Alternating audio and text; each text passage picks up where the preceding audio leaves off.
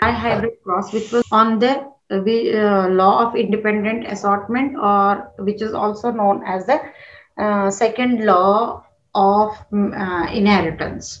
Now, he took two distinctive characteristic into the consideration. One was color of the shape, and one was shape of the seed, and one was color of the seed. What he has seen that round and yellow was the dominating, whereas the wrinkled and green is the recessive one. So, you know, this is the genetic makeup of a diploid cell. As you know, that there will be the parental generation, which will have only haploid cell, because the gametes are only having haploid cell, and there will be only one gene out of that pair. Once it is allowed to cross, on the first step, he allowed them to crossbreed, so that the resultant progeny F1 generation, or first filial generation, to obtain the first filial generation, he allowed them to crossbreed. So the genetic material was contributed by the male gamete as well as by the female gamete. The genetic material which is contributed by the male gamete, female gamete, must be find its presence in the progeny. So it will be, if we write the genetic interpretation of the progeny, it will be RR Y Y. Again, one more seed, it will be R R Y and Y. If we want to interpret the result, what will be the traits which will be visible among the F1 generation, first filial generation, or which will be expressed in the progeny? The trait which we are going to see among the progeny will be that they will be having a round and yellow seed. Round and yellow seed. Why round and yellow? Because round and yellow is the dominating gene which decide, although there is a pair of gene, let me tell you, there is a pair of gene which govern the color, and there is a pair of gene which govern the shape of the seed and which govern the color. Here is also the pair of gene which governs the shape and which governs the color, but these are not identical pairs. They are the non-identical one. These are the non-identical pair. So in such a pair, who will decide the characteristic of the progeny? The one who is having the who is the dominating one will decide the traits of the progeny. So the progeny will be round and yellow, right? The progeny, all the progeny will be round and yellow, and you can see the characteristic which was there, the recessive characteristic. Somehow here it missed. It was not visible in the F1 generation, because in F1 generation every progeny was round and yellow, This that is the recessive gene went somehow missing in the first filial generation.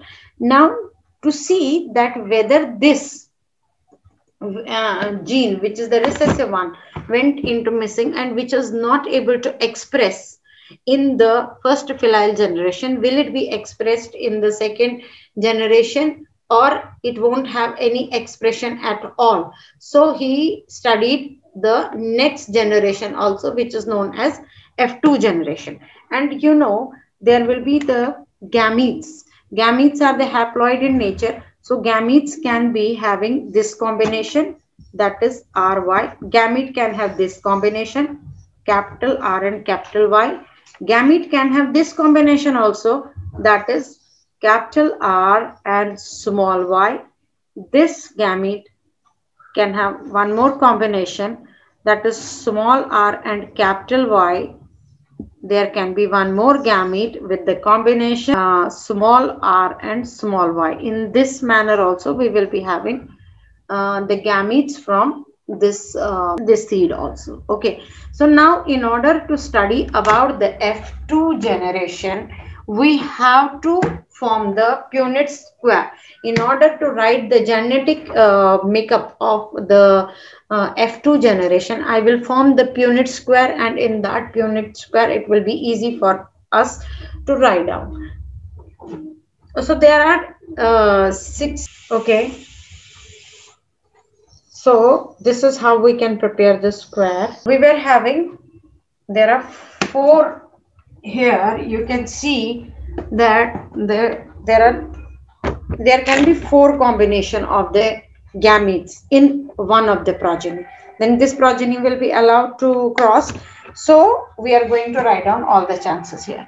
So I will write down R and Y. This is one of the chance. Then there will be capital R, small y.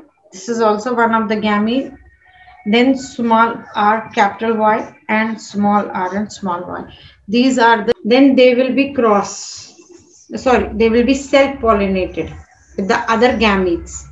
And in those gametes also there will be R, capital Y, R, capital small y, then small r and capital Y. What does the capital mean? It means dominating. They are non-identical. Let me tell you, here they are, here Y is dominating as well as this R is dominating.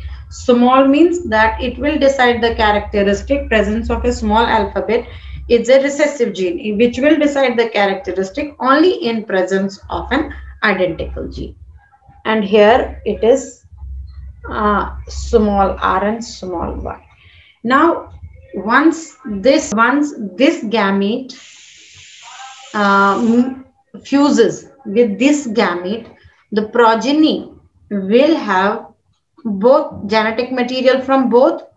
So the genetic interpretation or the genetic makeup of this progeny will be RRYY, which has been obtained because of the fusion between these 2 gametes. And I am writing this is the genetic makeup of the progeny, which has been formed due to the fusion of these 2 gametes, right? These 2 gametes.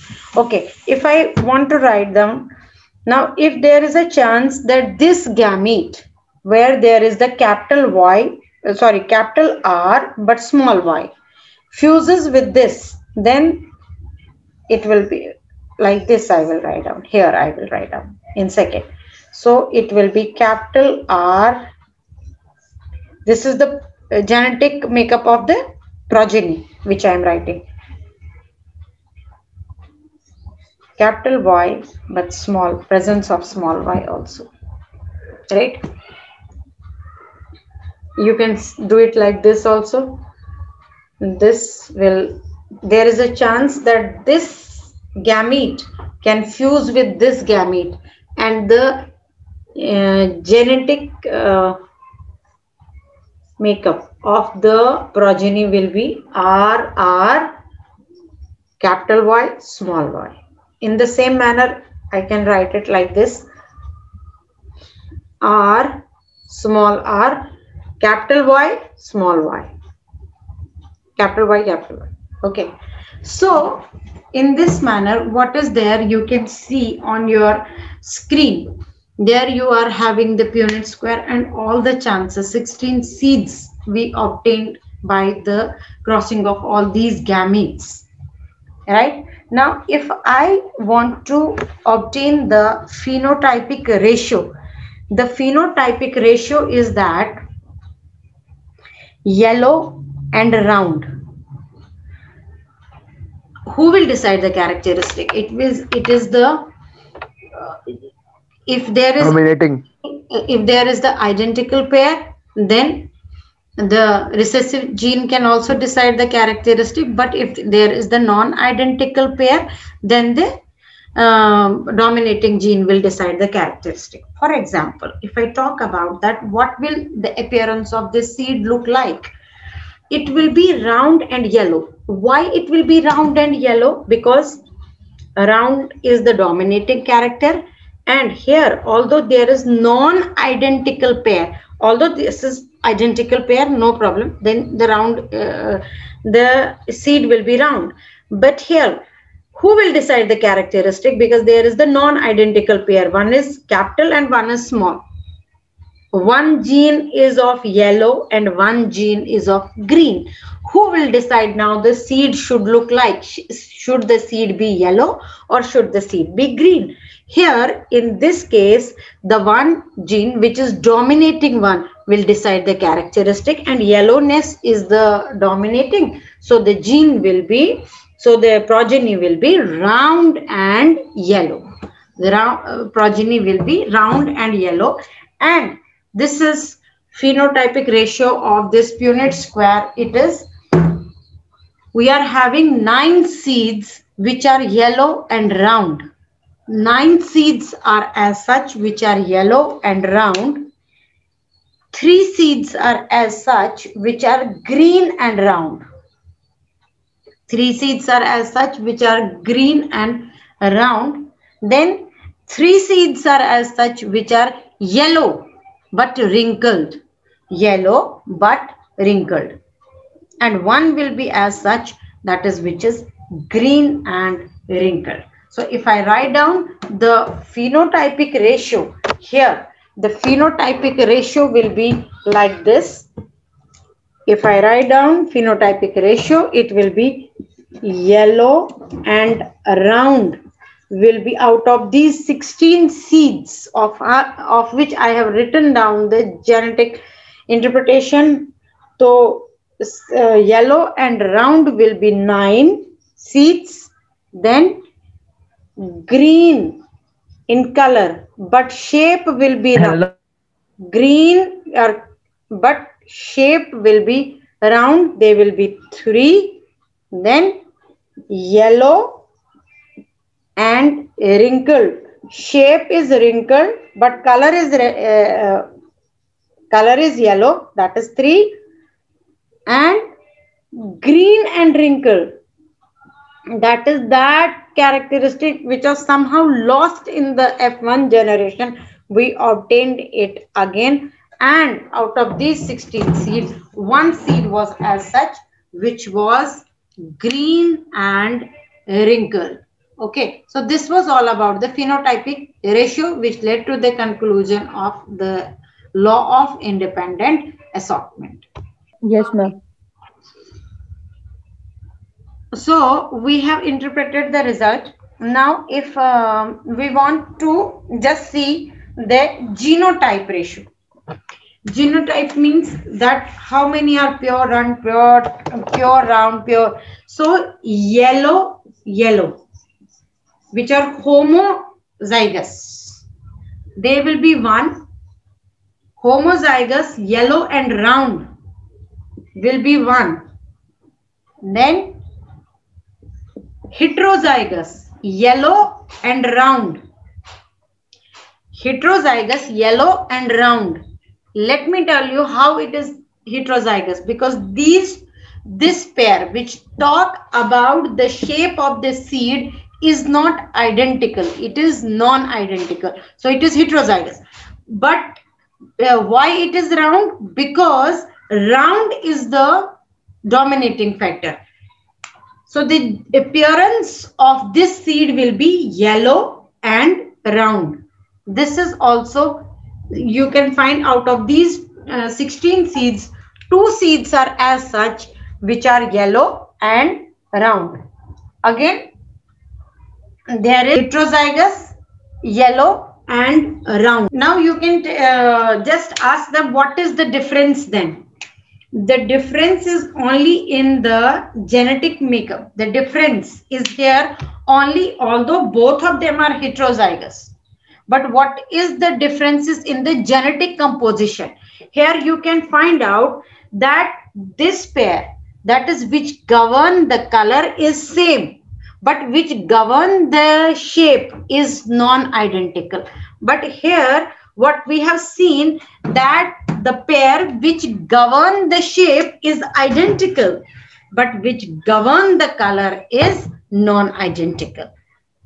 Both of them are heterozygous. but this is homozygous. Yellow and round homozygous is 1 seed. Yellow and round heterozygous are 2 seeds. Again, yellow and round 2 seeds. Then yellow and green, yellow and yellow and wrinkled. Yellow and wrinkled is 1. The genotypic combination. Yellow and round is 1. Yellow and round is 4. 2. You can interpret it yourself that it will be yellow and wrinkled. Yellow and wrinkled. Here green and round, it's 1. Green and round, it's 2. And then green and wrinkled is 1. This is genotypic ratio, and the one which we have written earlier, that is yellow and round were 9 seeds, green and round were 3 seeds, yellow and wrinkled were 3 seed, and green and wrinkled were 1 seed. That is phenotypic ratio. So this was all about the law of independent assortment. Now let's discuss about the next experiment, that is how we traits are transmitted. And we have already discussed that it is the gene which is responsible for the transmission of characteristics from parents to their offspring. But if it is identical gene, then the recessive one or the dominating gene will decide the characteristic. But if, for example, this pair, it is homozygous but dominating, so appearance will be yellow and round. And this is at the last, this is this pair I am talking about. It is homozygous again, but it is green and wrinkled and green, that is 1 chances. Who decide the characteristic in presence of a non-identical? It will be decided by the one which is dominating, right? So this is how the gene transmit the information from one generation to another generation. Now we are supposed to discuss today about the sex determination. How is the sex determined in the organism? The process by which the sex of a person is determined, this process by which the sex of the person is determined is called as sex determination. Okay, in majority of the sexually reproducing animal, male and female reproductive organ are present in the different animals. But in mammals, the male and female animal differ in appearance also due to the development of the secondary sexual character. So different method of sex determination are found in the different animals. Like if we talk about certain animals, like if we talk about the animal that's called as turtle, the temperature at which the egg incubate will decide the sex of the progeny.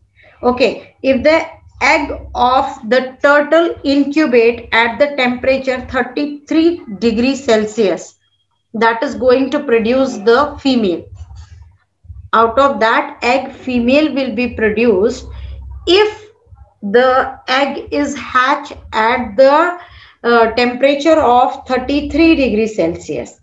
And if the egg is hatched at the temperature of 28 degrees Celsius, it will be a male, right? This is the way how sex is determined in the turtle. There is one more which we talk about is snail, right? What we can say in the snail, individual can change their sex, indicating that sex is not genetically determined in this, right? sometimes Snail are the female, and sometimes they can be the male also. In honeybees, male are haploid and females are diploid in nature. So there is, you can see the diversity, but how the sex is determined in the human being, that we will be discussing just now. You must have information that human cell, each human cell has 23 pair of chromosomes. Each human cell has 23 pair of chromosomes. Okay. Out of these 23 pair of chromosome are present in the humans. We are here determining the sex of humans, and most of those animals which reproduce sexually, okay, they almost use the same technique, but there are certain exceptions like turtles, snails, and so many other. But how the sex is determined in human, we are going to discuss that. There is the 23 pair of chromosome in the human cells, in all these cells of human body. There are 23 pair of chromosome. If I say 22 pair of chromosome are called as autosomes, and one pair is called as sex chromosome. One pair is called as sex chromosome. Now, what is the sex chromosome? That pair, I have told you that genes always work in pair. That pair which determine the sex of a child is called as sex chromosome, right? Those cells which do not decide about the sex of the child and decide about the other traits, they are known as autosomes. They are similar. Autosomes are similar in both men as well as in women. They carry genes for somatic characteristic, that is other characteristic other than the sex, right? And these 22 pair are same in the male cell as well as in the female cells. But this one pair of chromosome which determine the sex of the child is different. In male it is different and in female it is different. And these which determine the sex of the child is called as sex chromosome. And they are responsible for the development of the sex of the child. If we try to study the genetic makeup of these sex cells in male and in female. In male, the genetic composition of the sex chromosome, or let me tell you, in male gamete, first of all, we will be talking about the male diploid cell. The sex cell of the male diploid, which is diploid in the nature, there will be one pair of sex chromosome and it will be X and Y. The genetic composition or the genetic makeup of the sex chromosome in case of male diploid cell is X and Y, and in case of female it's X and X, right? The genetic makeup